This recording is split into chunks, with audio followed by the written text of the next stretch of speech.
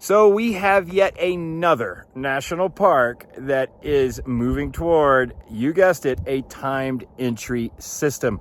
Unfortunately, this is one of my favorites, the infamous, the one, the only, the mountain, Mount Rainier, the crown of the Pacific Northwest. Man, 26 named glaciers on the mountain, and guess what?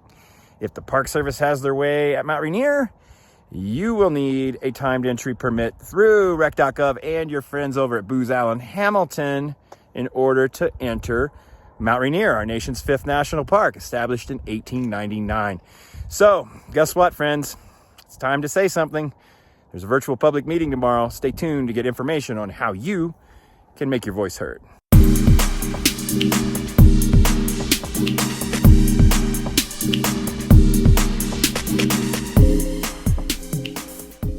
All right, gang. Well, welcome back to Park Junkie. Todd C. coming at you here from the great outdoors. Back out west. That's right. Just made my way out here just a couple of days ago. Had enough of the swamp over there in the Beltway and headed back westbound. Hung out in the woods there for a while in the Midwest, and then just shot back out here into the state of Utah, the Beehive State. Just arrived a couple of days ago.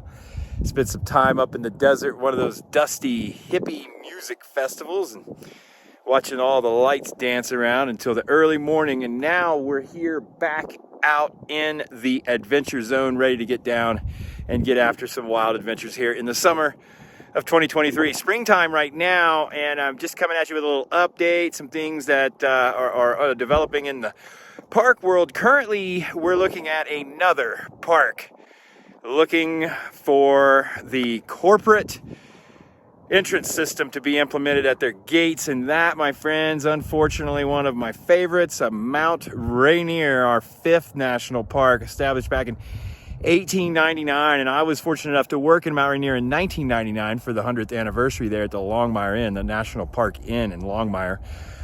Stellar season, loved that mountain. I climbed the mountain, had all kinds of adventures there. That was one of my first Western homes, and then I went back a number of years later, hiked the Wonderland Trail, 100 miles all the way around the mountain. You're talking one of the most incredible mountain landscapes in the lower 48 here with Mount Rainier, and they are seeking public comments, and you guessed it, they're just too busy. And so they want the corporate regime to come in and start telling you when you can enter Mount Rainier. They're accepting public feedback on this until, I believe, June 7th. Don't quote me on that. I read that this morning, but I think it's June 7th. And they're actually having a virtual public meeting tomorrow. That's Wednesday, and I don't know what date it is today. I think today's the 2nd, and tomorrow will be the 3rd. So May 3rd, they have a virtual public meeting scheduled for 4 p.m. Pacific Standard Time, and you can jump onto that through a link in the description below. You'll send them your email, and they'll send you a link to be able to attend that meeting.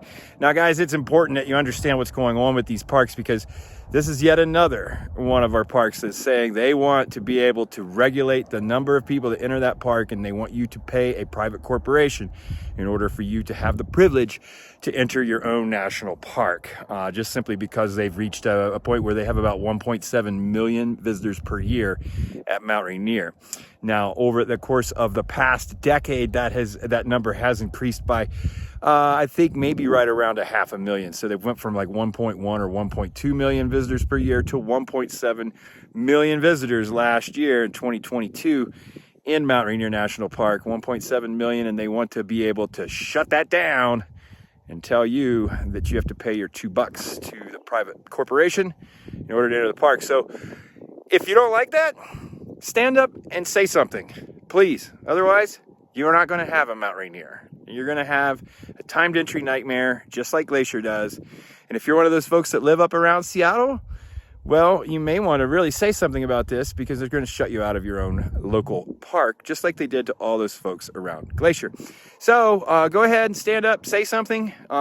There is a link in the description below, like I said, to a form that you fill out and send in to the Park Service. I have plans this evening or tomorrow evening. I'm going to be out, so I'm actually not going to be able to attend that meeting.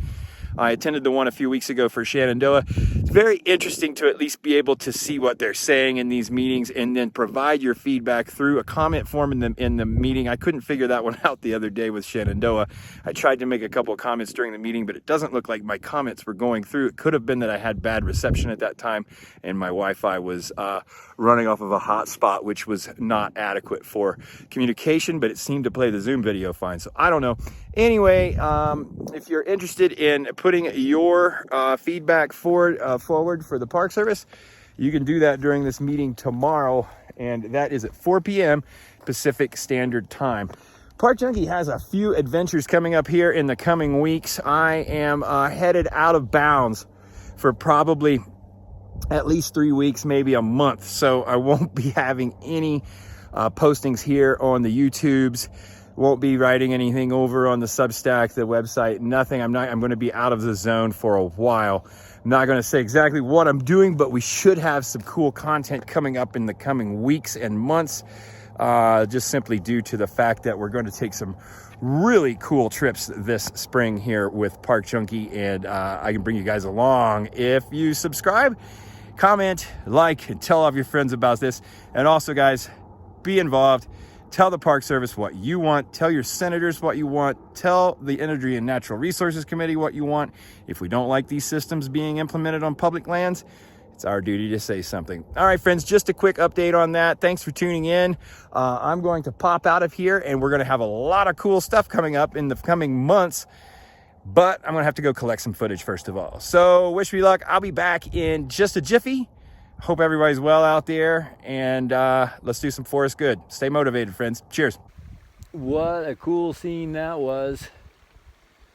Running through that little field of boulders and ski slope back there. Just something completely different from what we've had over the past few days. I'm so glad we came up here to Spray Park.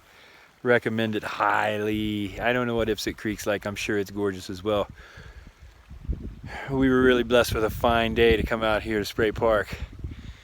Man, what a nice day. It's been hazy. It's been kind of lackluster the last few days, but we really blew it out today with some nice skies, clear skies, gorgeous scenery, sunshine, good temperatures, and well, the mountain speaks for itself, doesn't it?